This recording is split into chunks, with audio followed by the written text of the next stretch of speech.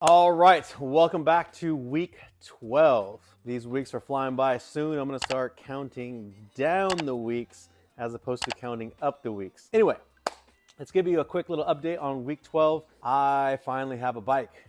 Yeah. So again, thank you very much for Yasana and Jim.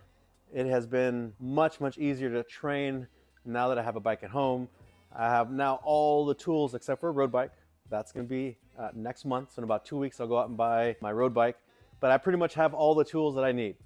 Now I have no excuse for not practicing my bike. I have no excuse for not running. That's easy.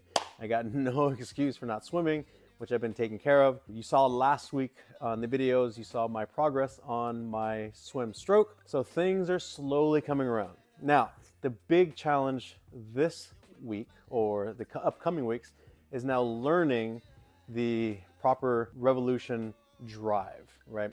Again, I spoke about this last week, is I don't want to just push, because if I'm just pushing on the pedals, I'm losing a lot of strength and a lot of, I guess, drive, if you want to call it drive.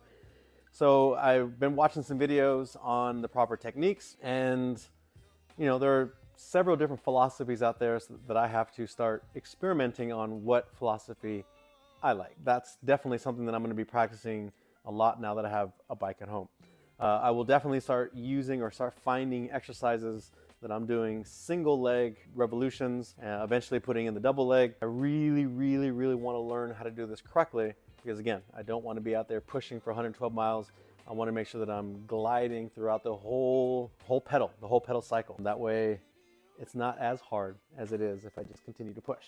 Another good news is that one of the guys from the Jiu Jitsu Academy, Andrew, hit me up and he said, "Hey, do you have a mountain bike?" Yes, I do. I love mountain biking. So I will definitely be mountain biking in the future, before, during, and after I get my bike. But the hills and the intensity of the biking are really going to challenge me on the push and pull. So, going up hills on dirt for whatever reason is going to give me the sensation that I need of the proper feel of the push-pull. So I'm extremely excited to start implementing mountain bike riding in my routines. Like I said, next month, in about 2 weeks, I'll buy the road bike. So I'll have both sets of bikes. That way I have different types of intensities, different types of challenges, different types of things that I can do with certain people. I'm very excited. I've had several people already come up to me and asked to train with me or to train with them. I'm gonna see if I can train with as many people as possible, because training by yourself can be extremely boring. So having the entertainment and the camaraderie of being with someone while you're doing all this really makes training easier. So I definitely started to have friends coming around and asking me to bike and run. I got a friend next door, Mark, at Fatty Zone. He runs ultra marathons. If, for those who don't know, ultra marathons are, or ultra runs, I should say, are 100 plus. 100 plus does not sound at all tempting, satisfying, anything positive that has to do with I want to do it. I just don't see it. 100 miles is just way too long. When I was talking to him once, he was like, "Yeah, I ran a 100-miler last weekend and I saw 2 sunsets." 2? Psh, no way. It's just way too much. So I'm definitely hooking up with them and those guys to start running. So again, I'm really excited. Things are starting to come around with the tools. Things are starting to come around with friends that want to do things with me. I'm very excited. I have yet to find anyone that wants to go swimming with me. Hey, swimmers, where you guys at? I got the runners, I got the cyclists, but I ain't got no swimmers. So hopefully, I don't know, we'll see. Hopefully I can come up with some friends who swim, so that way I have, a training partner to swim, because swimming at times can be boring. But because I'm still focusing on the learning and the movements of the swimming stroke, a lot of my concentration is still on the breathing, still on the movement. But within time, when all this becomes subconscious and my body's just starting to react, then I'll need to find ways to entertain my brain. But right now my brain is entertained by the challenge of learning how to swim. So that's just a quick little week 13 update. We'll show you some videos next of me on the bike practicing some cycling. I'll show you the bike, and I guess we'll just go from there. All right, see you then. So again, thank you very much, Yasana and Jim, for lending your bike And now that I have a bike, now I'm going to start drilling on certain movements to improve my revolution. And what I'm really looking for is to get away from the habit of pushing down into the pedal, which is very common, and with no training, that's what the no trained individual is going to pedal, because that's how I was pedaling for all these years. So now the drill that I've chosen to work on is the single leg revolution, where I have to pull with my leg without breaking the form of my hips and the movement of my posture. So let me give you an example of what that looks like. So first, I'm going to click in, and I'm going to disconnect one side, so that way I'm only working on one leg. And what I'm looking for is the pull at the bottom half of the revolution, right? I'm going to pull, and I'm going to allow the pedal to move freely, and I'm only focusing on the pull, pull, pull, pull, pull. Now my hips are pretty stable. Now I'm just working the pull, single leg. There you go. I was pushing for a second. Pull, pull, pull, pull. And once I finish one side, then I'll repeat on the other side and do the same thing. Now, one of the things that I've noticed as I've been doing this is that my right leg, since that's my dominant side, tends to pull a lot easier. My left leg tends to push more than pull. So I'm definitely going to need to get into the habit, especially on my left side, to pull more than push. Now that I have, once I drill one side, drill the other side, then I'm going to put it all together and work both sides and just work on the pull, pull, pull, pull.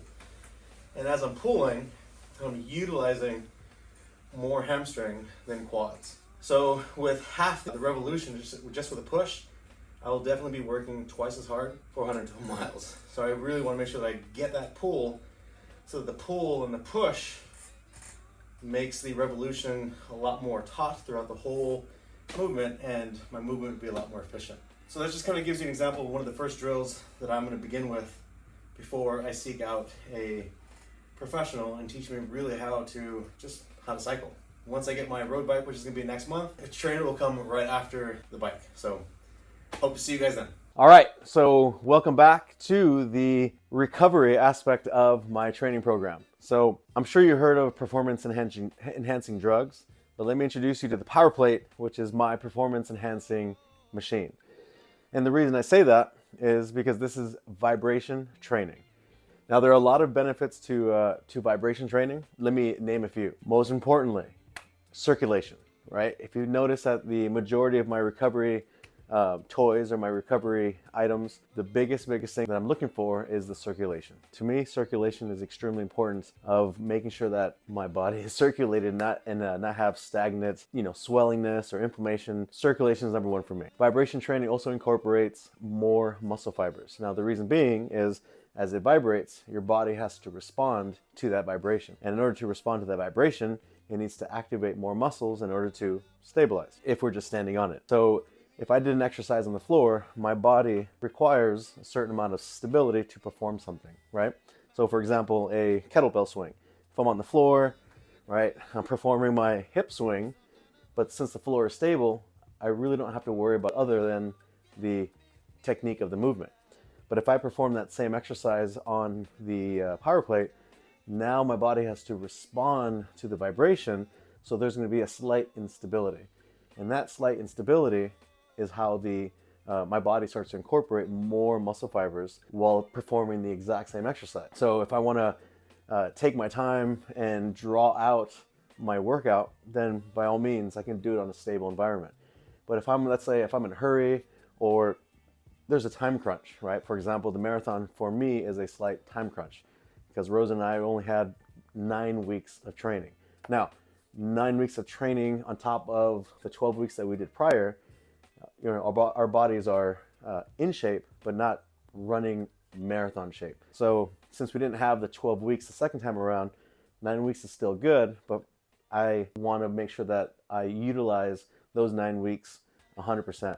So what I'm doing is I'm starting to work out on the power plate, so that way I'm not working too much or too long, but I'm really maximizing my workouts due to the vibration training. So we all have our techniques on how to be efficient with our workouts, or how to be efficient in our lifestyles. Like, for example, all of these recovery items for me is how I cheat the system or cheat time to help improve my recovery, so that I'm not spending all of my time recovering. I can use these devices to kind of decrease the time needed to recover. So that's how we cheat with technology.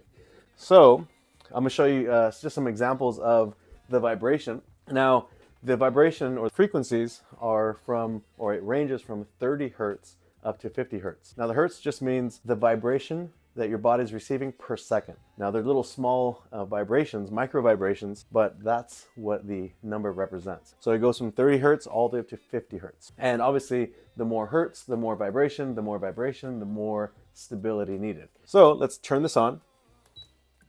I'm going to put it up to just 2 minutes for now. This is an older model. So the older model used to have, or they had options of the compression, or the compressor, with airbags under it.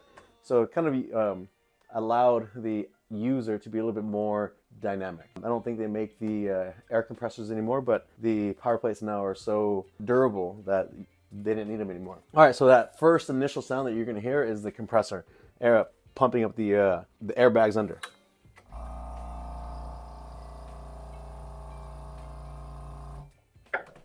All right, so right now this is 30 hertz. So you can see, or you will be able to see, the vibration manipulating the ball. So if I start increasing the hertz, this is 35 hertz, 35 micro vibrations per second. This is 40. You can see there's obviously more movement in the ball. And this is 50. This is really at its highest, its peak. You can really hear the intensity of the vibration and the movement of the ball. Now, I can utilize the machine and the vibrations with different types of workouts. So, for example, I could use the workout for strength training, right? When I gave the example of my kettlebell swings, I was on top of the plate, I'm on the vibration, and I'm performing my kettlebell swings. Another thing that you can also work on is balance. As the machine is vibrating, standing on one leg really intensifies the exercise because of the vibration, right? I can be stationary in my balance. I can be dynamic with my balance. So it's really up to me how I can challenge myself on top of the power plate. The power plate is just going to increase the intensity of the movement or the exercise to make it really, really efficient. Another way or form that I use the power plate is flexibility, right? I can use the plate to do a stationary stretch. So for example, I can be on top of the plate. Let's say I want to stretch my hip flexor. So I get in position, boom, and I can turn it on. And now my stretch becomes more intensified because of the vibration. So I can use static stretches. I can also do foam rolling on top of it, which to me is the best. I'm sure you've seen the vibration guns. Power plate also does vibration guns too, which I utilize as well. But what I can do is I can place the ball on the plate, I can place my body on top of it, and now I have the benefit of the vibration vibrating through my muscles, which looks like a really intense massage. So I can target it with the gun, or I can use the platform. Many, many uses for the power plate. Now, one of the cool things is that a lot of hotels and some gyms have the power plate. So if you ever see a power plate, take the time to really get on top of it and challenge yourself with, either stretching or exercises on top of it, and you'll see the difference between working out on the floor and then working out on the power plate. An example of manipulating the environment is balancing apparatuses. So a Bosu ball, a pad, an RX pad, which makes the floor unstable. So all those apparatuses are unstable environments that challenge your balance. But if you look at the difference between being on in a vibration platform versus say a Bosu. The Bosu will be inconsistent in the way you balance on top of it, which is great. I have nothing against Bosu balls or any other apparatuses, but if you do it on the power plate, you have a consistency of challenges from all three planes of motion, versus on the ball, you're going to be stable more than half the time, depending on your level of experience. But again, this is just another way of challenging yourself and again, cheating time. I can get more benefits faster on top of the power plate than I would not being on the power plate. So it's just a good way of mixing things up. I'm going to show you some videos of me performing some exercises on the power plate at work. This is actually the power plate I have at home. So I have one at home, one at work. That's just tells you how important I think having one is, and check it out yourself. Okay, so let's take a look at two different movements. The first movement here is a quad stretch or a thigh stretch. Now if you notice, this is a variation of a couch stretch. I'm holding onto my foot to increase the angle of the knee, which stretches the quad muscle. I'm using the stick mobility for balance and to assist me on rotating my trunk. Now I've just created a simple quad stretch into a multi-planar stretch, not just focusing on my quad and my hip flexor, but also my rotation of my trunk as well. Again, very, very good stretch. I'm using the lowest hertz of 30 hertz per second. Now here is the first variation of a kettlebell swing. The kettlebell swing here I'm using is a hip thrust, more movement in the hips, less in the knees. Now the second variation will be a squat thrust, where I'm flexing both the knees and the hips at a greater angle, utilizing more glutes and more quads. So this is my performance enhancing technology that I use to enhance my training so that it's efficient, utilizing the most amount of muscles in the shortest amount of time possible. So that way, really, really challenging my whole body, not just the movement, but also the stability needed behind the movement.